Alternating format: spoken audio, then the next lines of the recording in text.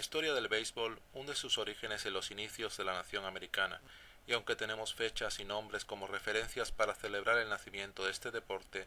todos los historiadores serios en el tema concluyen al final que no se puede determinar un momento y un lugar exacto para señalar el alumbramiento de este juego.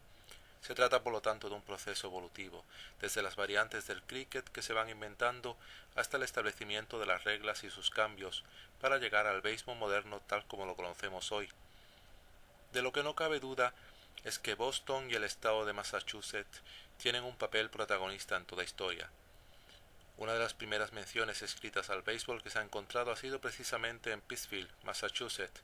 donde una normativa prohibía jugar al béisbol 80 yardas en torno a determinados edificios públicos. Esa regulación fue escrita en 1791 y seguramente el juego distaría mucho del actual, pero es un documento de gran valor que atestigua la práctica del deporte en esas tempranas fechas. Es al menos una teoría más que pone en duda que el juego se inventara en 1839 en Cooperstown, a pesar de que muchas referencias ubiquen esta fecha y lugar como nacimiento del deporte, que hunde con seguridad sus raíces en el siglo XVIII, donde ya en Inglaterra se menciona cuando en 1744 se publica un libro donde se habla de un nuevo juego llamado béisbol. Sería una variación del cricket que al llegar a los Estados Unidos iría poco a poco evolucionando y formándose en lo que hoy conocemos. Lo cierto es que transcurrido el tiempo y para mediados del siglo XIX ya tenemos datos más concretos, como la existencia de dos variantes del juego. Uno se conoce como el juego de Massachusetts y el otro como Knickerbocker, Rolls o el estilo de Nueva York. Ya desde el principio se establece así la primera rivalidad entre Nueva York y Nueva Inglaterra, que defienden dos reglas diferentes de juego.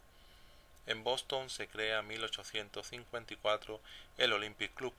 que ayuda a popularizar el juego entre los bostonianos. Mientras tanto, en New York opera desde 1845 el Knickerbocker, que es el club que establece una serie de reglas que serán conocidas como el estilo de New York y que se asemeja mucho al béisbol moderno, ya que sería esta regulación la que se impone sobre el juego de Massachusetts.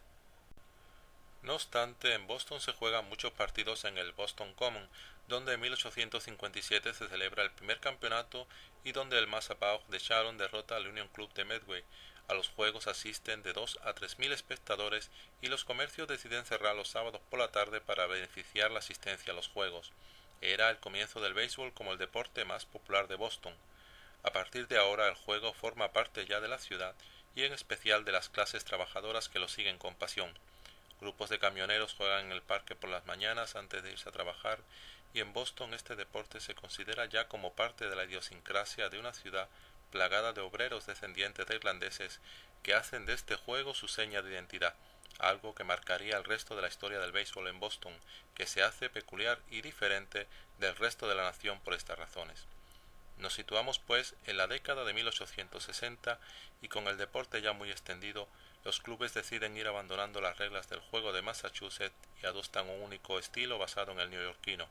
Empieza a organizarse ya el deporte al nivel de todo el país con la fundación de la Asociación Nacional de Jugadores de Béisbol, que se encargaría de organizar el deporte, unificar las reglas y llevar un control de los diferentes torneos que se celebran a lo largo del país siempre como amateurs.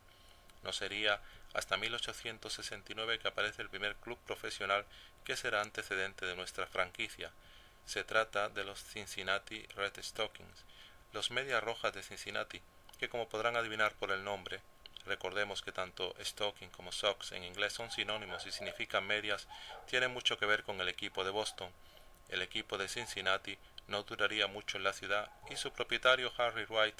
mueve el conjunto hasta Boston en 1870 y participa así en la primera liga profesional que organiza la Asociación Nacional en 1871. Cuando años después se crea la franquicia de los Cincinnati Reds, su nombre se inspiró en el primer equipo de esta ciudad que ahora se encontraba en Boston y que fue el primero en vestir medias largas, por supuesto de color rojo.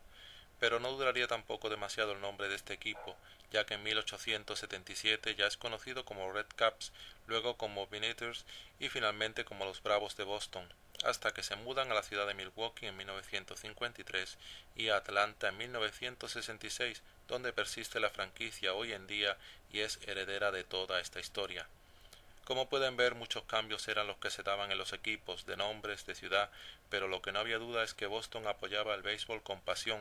y desde 1871 hasta 1901, donde la única liga profesional que se celebra es la de la Liga Nacional, el equipo bostoniano gana 12 de los 30 campeonatos celebrados. Todo este historial, como hemos dicho, pertenece a la franquicia de los Bravos de Atlanta, pero fue Boston quien vio nacer el equipo al que todos querían emular, y solamente Chicago y New York competían con el poderío del equipo de Massachusetts. No fue hasta 1901, con la creación de la Liga Americana, cuando nace el equipo de Boston Red Sox, que no adquiere el nombre de Medias Rojas hasta 1908, inspirado en el conjunto que nació años atrás en Cincinnati y que inspiró también a la naciente franquicia, pero que adquirirá pronto una historia propia que superará rápidamente en pasión a la que había despertado el conjunto de la Liga Nacional en la ciudad de Boston.